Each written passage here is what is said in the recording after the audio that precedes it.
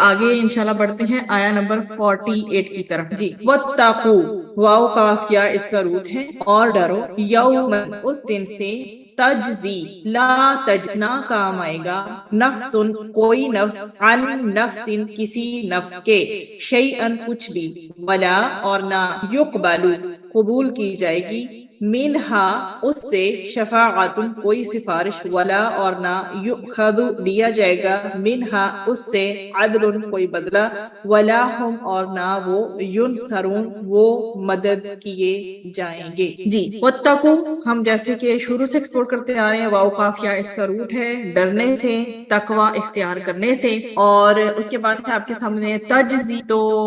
جی تجزی وہ مطلب وہ جزا دے گا وہ بدلہ دے گا اور یہ جزا ان سے ہے تو یہاں پر ہے لا تجزی مطلب نہ کام آئے گا اور جیم زا یا اور اگر جزی یہ جیم زا یا جزی کے بعد ان آئے جیسے کہ اس آیت میں آگے آ رہا ہے تو اس کا معنی ہوتا ہے اس کی طرف سے ادا کر دیا اس کی طرف سے کافی ہو گیا کے معنی دیتا ہے ٹھیک ہے جی. اس کے بعد آپ کے پاس ہے جی شفاعت کرنا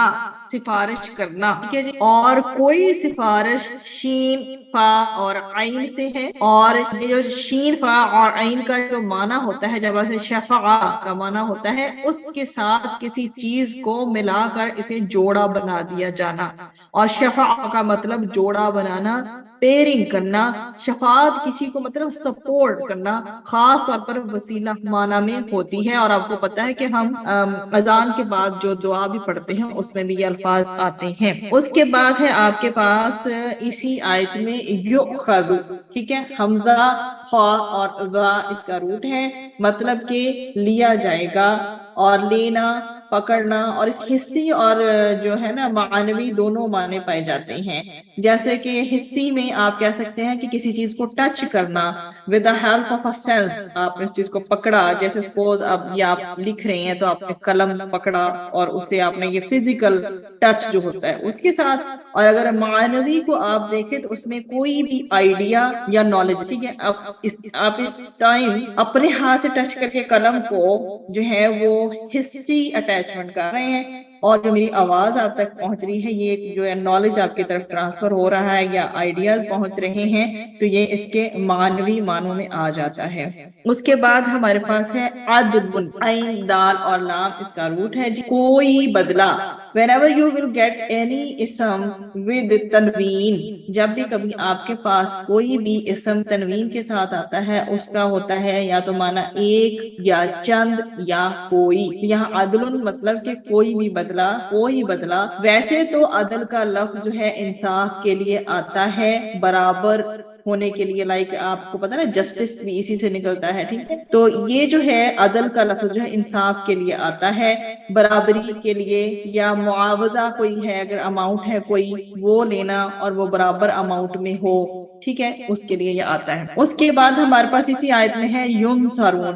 نون صاد را سے یہ نکلا ہے نصر ینصر مدد کرنا کسی کی تکلیف دور کرنے کے لیے اس کے کام آنا. یہ ہمارا ہو گیا اس کا جی مشکل الفاظ کے معنی. اب اس کا شان نزول دیکھ لیجئے. یہود یہ دعویٰ کرتے تھے کہ ہمارے باپ دادا ہماری شفاعت کریں گے. اللہ سبحانہ و تعالی نے ان کے اس باطل خیال کے رد میں یہ آیت نازل فرمائی ہے. چونکہ باپ دادا کی فضیلت سے اولاد کو بھی عزت و شرف حاصل ہوتا ہے اور یہود اس پر فخر بھی کرتے تھے تو اللہ سبحانہ و تعالی نے ان کو اپنے انعام و اکرام اور شرف و فضیلت یاد دلا کر ان کو خوب وارننگز دی ہیں کہ تم اس دن سے ڈرو. کس دن سے ڈرو؟ قیامت کے دن سے ڈرو. اللہ تعالیٰ کی مرضی کے بغیر کوئی کسی کے ذرہ برابر بھی کام نہ آئے گا. اس دن نہ تو کوئی خرید و فروخت ہوگی نہ کوئی دوستی اور شفاعت کام آئے گی. ہاں سورہ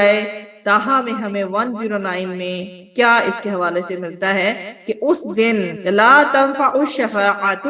الا من اذن له الرحمن اس دن کسی کی سفارش کام نہ آئے گی مگر جسے اللہ سبحانہ و تعالی اجازت دے. ورضی له قولا اور اس میں کیا بتایا گیا کہ جس کی بات کو پسند فرما لے. اسی طرح سے سورۃ النبا میں لا يتکلمون الا من اذن له الرحمن وقال صوابا اس دن کسی کسی کے منہ سے بات نہیں نکلے گی مگر جس کو اللہ سبحانہ و تعالیٰ اجازت دے، اور وہ بات بھی ایسی کہے جو معقول ہو۔ ابراہیم سورہ جو ہے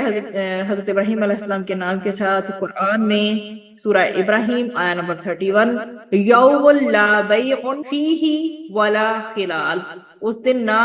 خرید و فروخت ہوگی اور نہ دوستی۔ پھر سورہ آباسہ آیا نمبر 37 میں آپ کو ملتا ہے اس روز ہر شخص کی ایک حالت ہوگی جو اس کو سب سے بے پرواہ کر دے گی۔ وَلَا تَزِرُ وَازِرَةٌ وِزْرَ أُخْرَى سورہ فاطر آیا 18، اور کوئی گناہ اٹھانے والا دوسرے کا بوجھ نہیں اٹھائے گا، مطلب دوسرے کا کوئی گناہ نہیں اٹھائے گا، کوئی اٹھانے والا دوسرے کا بوجھ نہیں اٹھائے گا، اور دونوں جگہ پہ اٹھانے والے کی جگہ پہ بھی کوئی گناہ آئے گا اور جو بوجھ ہے اس گناہ ہی بنے گا۔ تو پھر کیا کہا گیا ہے سورہ لقمان میں آیت 33 میں، اے لوگو اپنے پروردگار سے ڈرو اور اس دن سے ڈرو جس دن باپ اپنی اولاد کے ذرا برابر بھی کام نہ آئے گا اور نہ اولاد اپنی باپ کے ذرا برابر کام آئے گی۔ اور آیت کا مطلب یہ نہیں کہ قیامت کے روز مسلمان بھی کسی مسلمان کے کام نہیں آئے گا، بلکہ مراد یہ ہے کہ کوئی کسی کافر کو نقصان نہیں پہنچا سکے گا، نہ تو کوئی کافر کسی کو نفع پہنچا سکتا ہے، اور یا نہ تو اس کو کوئی جو کافر ہے جس نے اللہ سبحانہ و تعالیٰ کے دین کو مانا ہی نہیں ہے نا، تو اس کو کوئی نفع نہیں پہنچا سکتا، کیونکہ اس سب سے پہلی جو شرط ہے وہ تو ہے ہی ایمان لانا۔ تو کوئی کسی کافر کو نفع نہیں پہنچا سکے گا۔ اور احادیث میں اور آیات میں یہ بات واضح ہے کہ انبیاء علیہ السلام اور دیگر نیک لوگ گناہگاروں کی شفاعت کریں گے۔ اور اس آیت میں ایک دوسری بات جو بتائی گئی کہ اے بنی اسرائیل، اگر تم اپنے باپ دادا اور انبیاء علیہ السلام پر بھروسہ کرتے ہو یا سمجھتے ہو کہ قیامت کے روز وہ تمہیں اللہ کی پکڑ سے چھڑوا لیں گے، تو یہ محض تمہاری خام خیالی ہے، جیسا کہ ارشاد ہمیں ملتا ہے سورہ بروج میں، کیا آیا، ان بطش ربک لشدید، بے شک تمہارے رب کی پکڑ بہت شدید ہے۔ لا یقبل منہا شفاعت سورہ بقرہ میں آیا 48، اس روز کسی کی شفاعت قبول نہیں کی جائے گی۔ آپ کے سامنے یہ بات چل رہی ہے نا، پریس آپ کے سامنے ریفرنس چل رہا ہے، لا یقبل منہا شفاعت، یہ ریفرنس اگین ہماری آیت کی تشریح میں بھی آ جاتا ہے کہ اس روز کسی کی شفاعت قبول نہیں کی جائے گی۔ قیامت کے روز اللہ تعالیٰ کی مرضی اور اجازت کے بغیر کوئی نبی یا بزرگ کسی کے لیے شفاعت تو کیا لب کشائی بھی نہیں کر سکے گا۔ ما لنا من شافعین سورہ شعراء، کفار کہیں گے آج ہمارا کوئی سفارش کرنے والا نہیں ہے۔ یہ تو اچھا، جو بھی کوئی شفاعت کرے گا وہ اللہ کے اذن سے ہوگی، ٹھیک ہے، ہمیں نہیں معلوم کہ وہاں پر کون کون شفاعت کرنے کے قابل ہوگا، لیکن ہوگا وہ سب اللہ کے اذن، جو بھی کوئی شفاعت کر سکے گا۔ تیسری بات اس آیت میں سمجھنے والی ہے کہ اس روز کسی کی طرف سے کسی قسم کا کوئی فدیہ قبول نہیں کیا جائے گا۔ اگر تم یہ سمجھتے ہو کہ اس دن اپنا مال فدیے اور معاوضہ کے طور پر دے کر نجات پالو گے تو یہ بھی ممکن نہیں، کیونکہ اللہ سبحانہ و تعالیٰ کو مال و دولت کی ذرا بھی پرواہ نہیں ہے۔ سورہ آل عمران 91 میں ملتا ہے، پھر ان میں سے کسی سے ہرگز زمین بر سونا بھی قبول نہیں کیا جائے گا، بے شک اگر وہ فدیے میں دے دے۔ اور سورہ مائدہ میں بھی ہمیں ریفرنس ملتا ہے، بے شک جو لوگ کافر ہیں ان کے پاس جو کچھ زمین میں ہے اگر وہ سب کا سب اور اس کے ساتھ اتنا ہی اور بھی وہ فدیہ میں دے دے، تب بھی وہ ان سے قیامت کے عذاب کے بدلے میں قبول نہیں کیا جائے گا اور ان کے لیے دردناک عذاب ہے۔ پھر اسی میں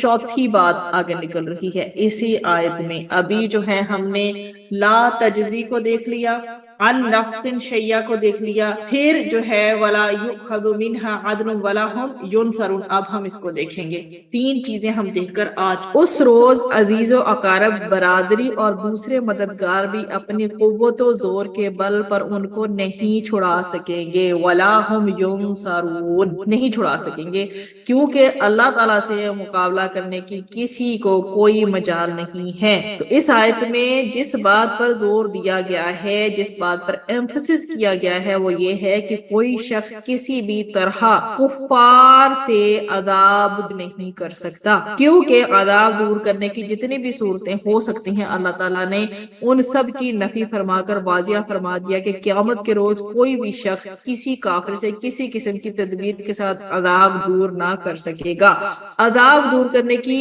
صورتیں کیا کیا ہو سکتی ہیں؟ نمبر 1، سزا پانے والے کو یا تو کوئی شخص قبیلہ، برادری یا دوسرے مددگار سزا دینے والے کے ہاتھ سے زبردستی چھڑا لیں، اس کو کہتے ہیں مدد۔ نمبر 2، دوسری صورت یہ کہ کوئی زبردستی تو نہیں کر سکتا مگر کسی کے کہنے سے اس کو چھوڑ دیا جائے، اس کو کہتے ہیں سفارش۔ نمبر 3، جو کچھ اس کے ذمہ ہو وہ ادا کر دیا جائے، اس کو کہتے ہیں جزا۔ اور نمبر 4، جو کچھ اس کے ذمہ ہو اس کی بجائے اس کا بدل دے دیا جائے تو اس کو عدل اور فدیہ کہتے ہیں۔ تو قیامت کے روز سب کچھ حکم الہی اور رضائے حق کے ساتھ، جو اللہ سبحانہ و تعالی چاہیں گے حکم الہی ہوگا یا اللہ کی رضا ہوگی، اسی کے مطابق سب کچھ ہوگا۔ وہاں نہ کسی قسم کا فدیہ اور نہ ہی کسی قسم کی سفارش قبول ہوگی، نہ کوئی رشوت، نہ کوئی فیور، نہ کوئی واسطہ، کچھ نہیں چلے گا۔ غرض کسی کی مدد کے جتنے بھی دنیاوی طریقے ہیں ان میں سے وہاں کوئی بھی کام نہ آئے گا سوائے